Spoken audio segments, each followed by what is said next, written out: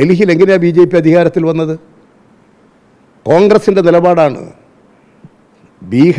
ഡൽഹിയിലെ 70 അസംബ്ലി മണ്ഡലത്തിൽ ആം ആദ്മി പാർട്ടിയെ തോൽപ്പിക്കുക, BJP വിരുദ്ധ നിലപാട് സ്വീകരിക്കുന്ന ഒരു പാർട്ടിയാവുന്നവർ, അവരെ തോൽപ്പിക്കാനാണ് മുഖ്യ ലക്ഷ്യം. ആ ലക്ഷ്യം വെച്ചുകൊണ്ട് കോൺഗ്രസ് പ്രവർത്തിച്ചു. ഡൽഹിയിൽ 65 സീറ്റിലും കോൺഗ്രസിന് കെട്ടിവെച്ചതില്ല. അവിടെ ആരാ അധികാരത്തിൽ BJP അധികാരത്തിൽ കൊണ്ടുവന്നത്? ഈ കോൺഗ്രസ്സാണ്. RSS സംഘപരിവാർ 2 കോടി രൂപ തലക്ക് വില നിശ്ചയിച്ച മുഖ്യമന്ത്രിയാണ് ഈ കേരളത്തിലുള്ളത്.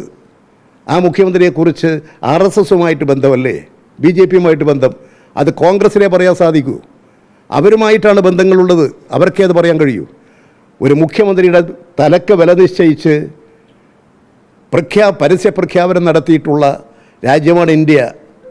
ഇന്ത്യയിലെ മറ്റേതെങ്കിലും ഒരു നേതാവിന് നേരെ ഇങ്ങനെ ഉണ്ടായിട്ടുണ്ടോ? അതുകൊണ്ട് ഇവിടുത്തെ കോൺഗ്രസ് പാർട്ടിക്ക് ഇപ്പോൾ ഗോൾവാൾക്കറുടെ പടത്തിന് ചന്ദനത്തിരി കുത്തിക്കുന്നവർക്കും RSSൻ്റെ ശാഖക്ക് കാവൽ നിൽക്കുന്നതുമായൊരു പാർട്ടിക്ക് ഇങ്ങനെയൊക്കെ തോന്നിയേക്കാം.